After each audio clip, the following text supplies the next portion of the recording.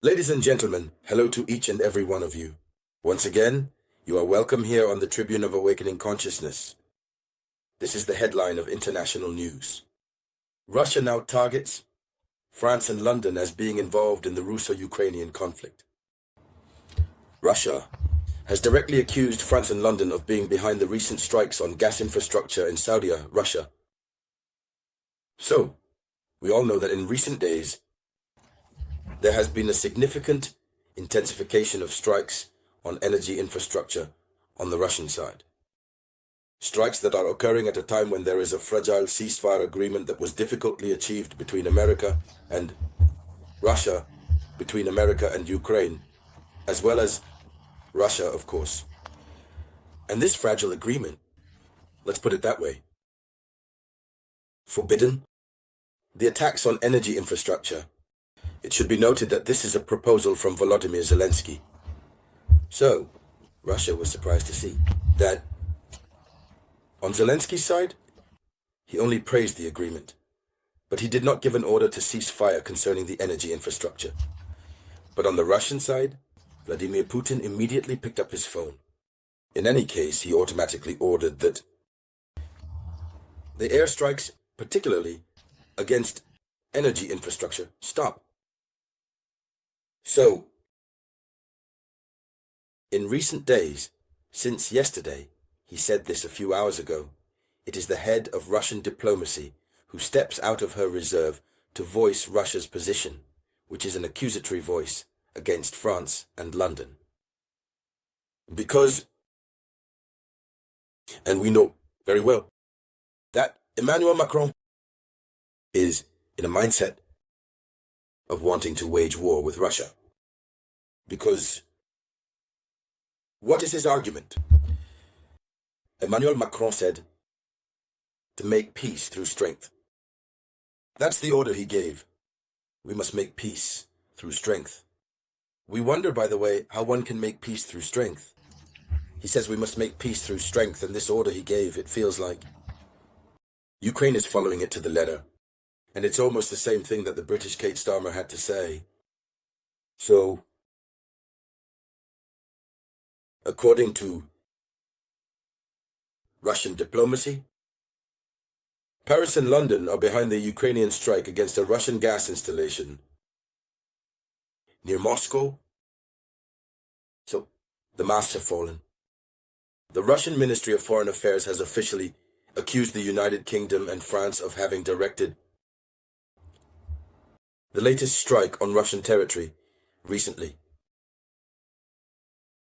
So it's Maria Zakharova who comes out, who speaks. She says this. She says, while French satellite intelligence and British targeting specialists manage the coordinates, this is not an act of banditry, but a coordinated NATO operation. So what is Russia saying? Clearly, we have French satellite intelligence and those who handle British coordinate targeting working in synergy to enable them to target infrastructures on Russian territory that should be hit.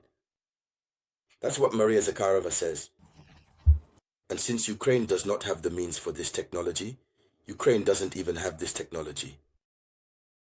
It's a technology, the technology that obviously allows to have satellite intelligence and to proceed with targeting to manage coordinates. It's a technique that only NATO possesses in Europe. For a long time, Vladimir Putin's Russia has never stopped reminding of this fact.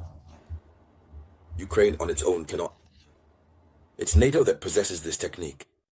And here are two major NATO member states that sponsored this activity, notably France and Great Britain. For France, this is already being felt, as Emmanuel Macron has said, that we must make peace through strength. So, we must force Russia to move towards peace. So, Russia accuses NATO. Exactly. Since France and the United Kingdom are members of NATO, Maria Zakharova, who is the spokesperson for Russian diplomacy, says this. She says it is not an act of banditry. Yes, but a coordinated NATO operation. Ukraine is not acting alone. It never has been. It is a proxy war conducted by NATO. She says it is a proxy war conducted by NATO, whose debris bears the Western imprint. So then, she continues, she says, and here's the catch. The strike that took place on Russia's gas infrastructure. She says that this strike ended the energy ceasefire, American-Russian, concluded just a few days ago. Yes. So, they were the first to violate the ceasefire. Then, she says, that Zelensky publicly praised the ceasefire agreement, but no order was given and the attacks continue. And now Russia is clearly telling him it is not Kiev that controls the situation, but Paris and London. So, Russia is very clear. It is no longer Kiev that controls the situation, but Paris and London. So, she insists, she says it is not just a simple sabotage, but an overwhelming provocation, orchestrated by Macron and Starmer, who formed their absurd coalition of volunteers a few weeks ago. So then, it is the coalition of volunteers that is acting with Ukraine.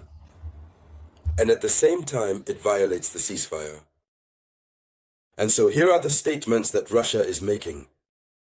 This means that Russia now considers France and the United Kingdom as targets. But as President Vladimir Putin, he is slow to anger, if we can put it that way. He is someone who likes to emphasize the human aspect. He wants to emphasize wisdom for the moment. He is not reacting. We will see how he will react, but all this leads us to believe that very soon America might withdraw. Since Donald Trump, who comes for business, wants to quickly put an end to this conflict to allow him to gain real notoriety on the Washington state side, but who sees in front of him obstacles that are very well prepared, which are likely to ensure that he cannot succeed in his mission. He will therefore be forced to lay low, to withdraw. And furthermore, we learn that London and Paris have decided to send infiltrators onto Russian soil. Ukrainian and NATO soldiers are being sent both to the Kursk region and the Belgorod region. What is the objective? They are supposed to infiltrate and then start carrying out acts of sabotage. And when Russia reacts, it will be a strong argument for them to say that Russia has violated the ceasefire, that it is Russia who is attacking again. So this is the plan they are putting in place. So whatever happens, it can be believed that if Donald Trump is not courageous, the man might give up.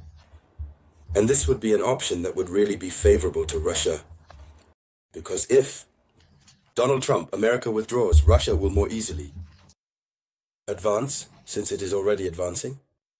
It will reclaim all the territories that seem important to it and the conflict in any case. Might not end in 2025, it might continue until 2026 or even 2027.